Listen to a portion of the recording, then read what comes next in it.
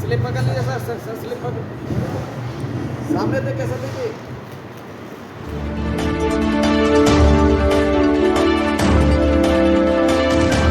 पांचवें चरण का चुनाव कल देखने जा रहे हैं।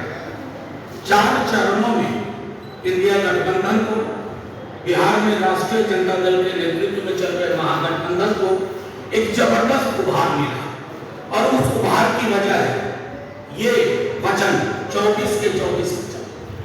हम झूठ नहीं बोल रहे, असत्य नहीं बोल रहे, नौकरी की बात कर रहे हैं। 180 सभाएं कर चुके हैं। नौकरी, महिलाओं को रक्षाबंधन के दिन 1 लाख रुपए सालाना गरीब गुरबा महिलाओं को, अग्निवीर योजना के बदले सामान्य बहाली जैसे पहले होती थी, रेलवे की भर्तियां चालू, हम थाली की बात कर रहे हैं, रोजगार की बात कर रहे हैं और हमारे प्रतिपक्ष के लोग, खास करके प्रधानमंत्री जी भैंस खोल रहे हैं, मंगलसूत्र की बात कर रहे हैं। आपने दुनिया में कहीं नहीं देखा होगा कि दुनिया के चुनाव जो बाइडेन अमेरिका का चुनाव लड़े और ये कहे कि ट्रंप आ गया तो तुम्हारी भैंस खोल देगा। ये प्रधानमंत्री जी की भाषा की गरिमा है, जिसका जवाब हमारे प्रदेश अध्यक्ष, हमारे नेता प्रतिपक्ष तेजस्वी जी और लालू जी लगातार दे रहे हैं। इसी वजह से प्रधानमंत्री जी की भाषाई गरिमा प्रतिदिन गिर रही है और सबसे महत्वपूर्ण लड़ाई है इस किताब को बचाने की। ये किताब, ये भारत का संविधान, आरक्षण इसी से है, अधिकार इसी से है, नौकरियों की बात इसी से है। अगर ये नहीं तो आरक्षण नहीं, ये नहीं तो किसी वर्ग के किसी अधिकार की बात नहीं, ये नहीं तो भोजन का अधिकार नहीं, ये नहीं तो शिक्षा का अधिकार नहीं। ये किताब आपको भी, आपके लिए भी उतनी ही महत्वपूर्ण है। कल को ये माइक नहीं होगा, आप हमसे पूछ नहीं पाएंगे, हम आपसे बोल नहीं पाएंगे, क्योंकि तानाशाह को, तानाशाही प्रवृत्तियों वाले को ये पसंद नहीं। और आखिर में कहूं इससे पहले कि मैं आज की ये मंडल कमीशन की रिपोर्ट, निशाना प्रधानमंत्री जी का और उनकी टीम का इस पर है। इसकी जो सार्थकता है, प्रासंगिकता है, उसको कैसे खत्म किया जाए, ये पूरी की पूरी एक धारा था को खत्म करने की कोशिश है। और उस धारा का नाम है प्रगतिशील बहुजन समाजवादी विचारधारा। हमें धनिकों से परहेज नहीं है, लेकिन असमानता के महासागर में सिर्फ 5 धनियों के लिए सरकार की नीतियां बने। अभी हाल में प्रधानमंत्री जी से उनके मीडिया के खास मित्रों ने एक सवाल पूछा कि गरीब क्यों गरीब होता जा रहा है, अमीर क्यों अमीर होता जा रहा है। तो प्रधानमंत्री जी का जवाब, आज की असमानता के बारे में क्या था आप सुन लीजिए। उनका जवाब था, तो क्या सबको गरीब बना दे? ये मेरे प्रधानमंत्री जी की सोच है। डर इस सोच से है, विरोध इस सोच से है। उनके व्यक्ति से विरोध नहीं है, उनके व्यक्तित्व को जो नीतियां निर्धारित करती हैं उनसे विरोध है।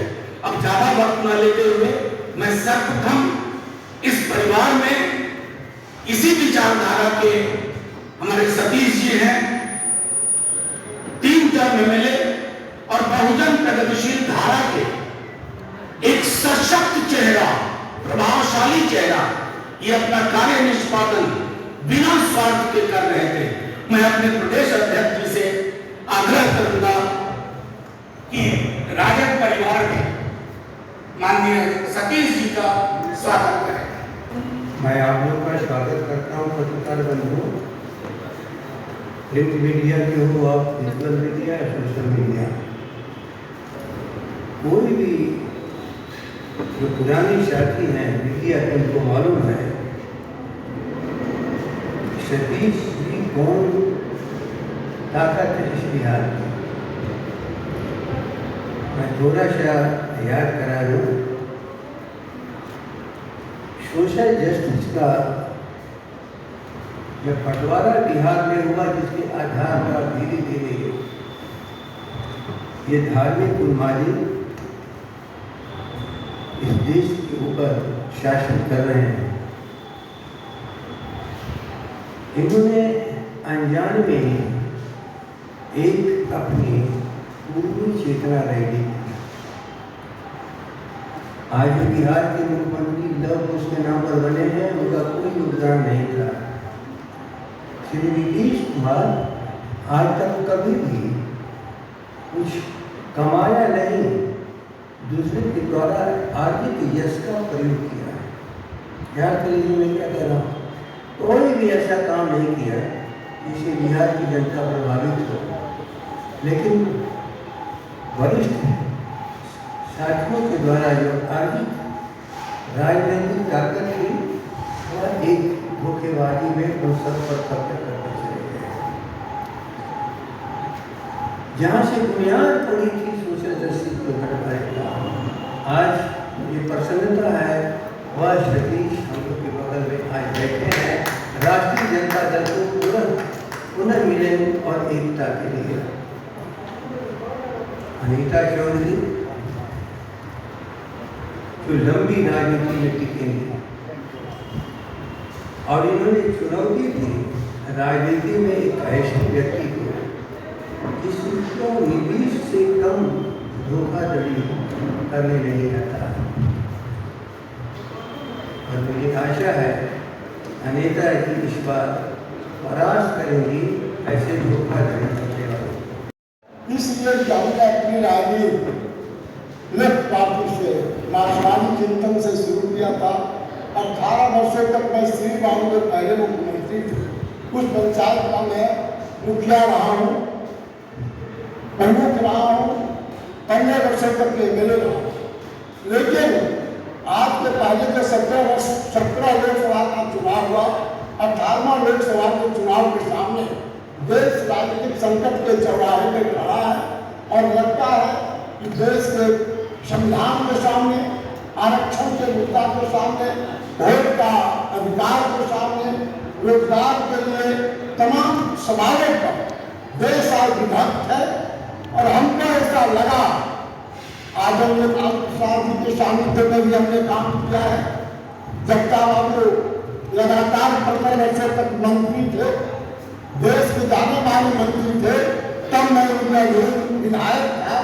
और आज हमको लगता है कि एक व्यक्ति से बड़ा पार्टी होता है, पार्टी से बड़ा देश होता है।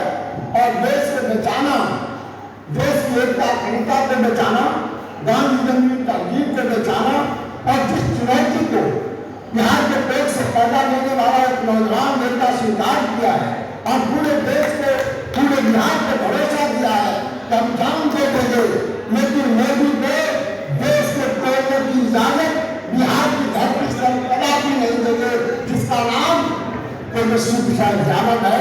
जब हमने उनको विधानसभा में सुना, चचा के अलग हो जाने के बाद जब भरोसा दिया, हमको ऐसा लगा कि बिहार के राजनीतिक चीज पर एक उदयमान सितारा आया है जो सांप्रदायिकता के सवाल पर लड़ाई सिर्फ नहीं लड़ेगा, बल्कि देश के अंदर इस तरह की व्यवस्था काम करेगा जो देश को तोड़ने वाले लोग हैं, संविधान को समाप्त करने वाले लोग हैं, बाबा अम्बेडकर के सपनों को खून में डुबाने वाले हैं, उनसे बात करेंगे। इसलिए कि God son of God father हमने देखा है जब मधुमानी सांप्रदायिक के अंतर्गत पर चढ़कर बिहार का दौरा करते हुए देश को तोड़ने की साजिश कर रहे थे। देश के अंदर एक व्यक्तित्व सामने आया जिसका नाम लालू प्रसाद था। घोड़े को नहीं रोका बल्कि देश को बचाने का काम किया। और आज जब देश के सामने भीषण चुनौती है, हमको डर है कि आज जिस स्थल में आया है, जिस नेता के नेतृत्व में काम करने के लिए आया है, उन्होंने संकल्प लिया है, सिर्फ संकल्प नहीं